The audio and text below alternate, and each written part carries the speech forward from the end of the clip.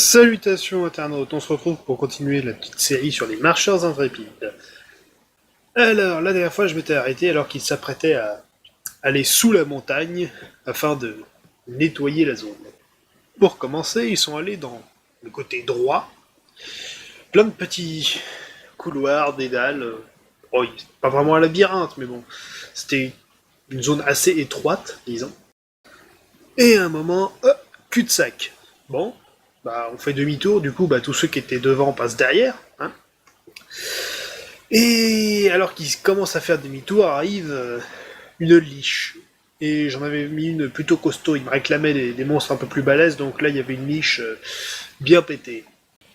Du coup, j'ai un minimum de mise en scène, la liche faisait un sort d'intimidation, et tous, ou presque, étaient paralysés par la peur, sauf le barbare, évidemment. Lui, il avait la tête vide, il était insensible aux effets psychologiques, donc tous les autres bougent pas, lui, il était devant en plus. Ouais, rien à pète. En 2 coups, il me l'a buté, la liche. Autant chez les ingérables, c'est Malice qui est devant en termes d'XP, autant chez les marcheurs intrépides, c'était Tarkus qui était loin devant. Chacun son tour, on va dire. Hein. Du coup, ils ont poutré une niche, et puis à l'instant où le barbare l'a touché, le sort s'est évaporé, du coup les autres ont pu ramener et l'achever. Et après ça, retourner à l'entrée pour aller sur le côté gauche. Entre-temps, il y aura eu un petit effet d'Emily Buck. Yak a gagné des pouvoirs de feu. Il pouvait, donc, c'était pas un demi-heure, c'était un humain, donc il avait droit à la magie, déjà. Et il pouvait lancer tous les sorts de niveau 1 et 2 des livres de magie, mage du feu. À ce moment-là, le niveau de jalousie de Aeron a dépassé les 10 000.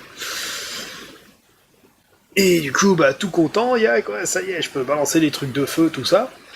En attendant, ils avancent sur le côté gauche de la grotte, et ils tombent sur un petit village gobelin. Yak, venant d'acquérir de nouveaux pouvoirs, il voulait absolument s'en servir. Bon, c'était un plan comme un autre, finalement. Les autres, il n'a pas attendu que les autres soient d'accord, il a tiré sa boule de feu. Hein. Du coup, grosse mêlée générale entre tous les aventuriers et la masse de gobelins.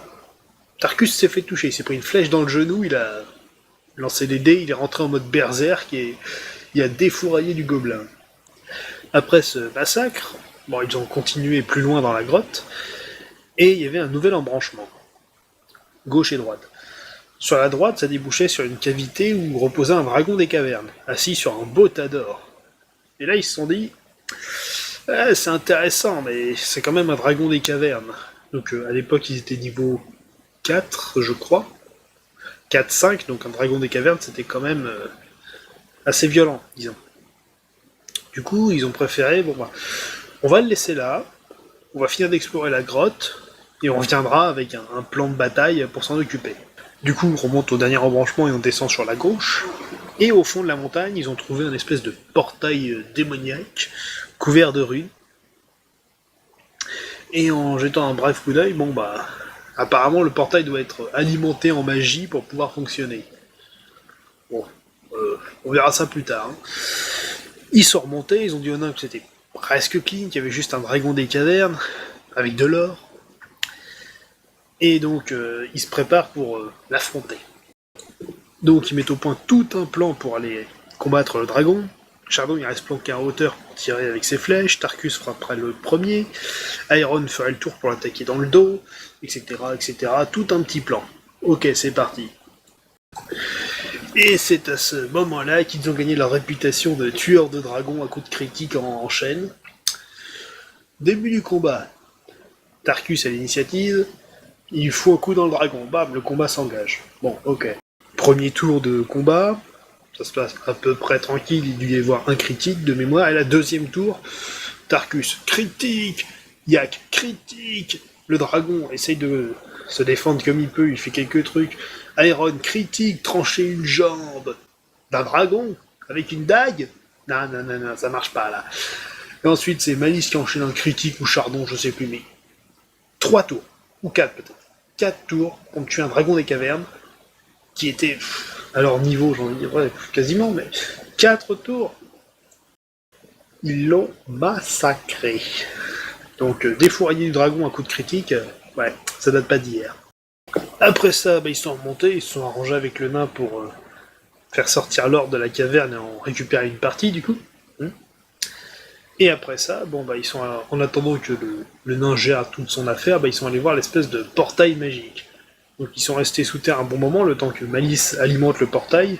Bon, le paladin a donné un petit coup de main, mais en termes de PA, c'est pas du tout les mêmes valeurs. Et le portail s'ouvre, et là il y a un Goldberg qui débarque, et grossièrement, c'était une porte permettant de voyager à travers la dimension du chaos des Goldberg et le monde de la Terre de Fang. En gros, c'était leur point de voyage rapide, quoi. Du coup, comme ayant ouvert un portail, le Goldberg dit bon, je vais pas les tuer tout de suite. Puis bon, au pire, il y a des nains au-dessus. Bon, ils sont remontés discrètement au l'air de rien. Puis au bout, après tout, la grotte a été trop petite pour qu'ils passent. Mais bon, s'il y a du bruit, faut pas les voir, quoi. Grâce à l'or ramassé dans la caverne du dragon, ils sont retournés à Minuage et ont acheté une maison. Alors quand je dis une maison, c'est une grande baraque type manoir. Hein. Là, voilà, comme ça, ils avaient une base, un QG, donc près des montagnes du Nord. Après ça, ils sont retournés voir le nain pour récupérer leur paiement en guise d'armure et d'armes faites dans ce nouveau matériau. Et comme ils venaient de voir donc un QG et un point de ralliement, ils ont commencé à recevoir des offres de quêtes. La première étant de s'occuper d'une espèce d'hydre des mers qui sévirait dans le lac de Sblouf près de Schnafon. Et ça se passait pas à Schnafon même, mais plutôt sur un petit village de pêcheurs aux abords du lac de Sblouf. Mais bon, je vous parlerai de cette histoire la prochaine fois. L'hydre des mers dans le prochain épisode. À la prochaine!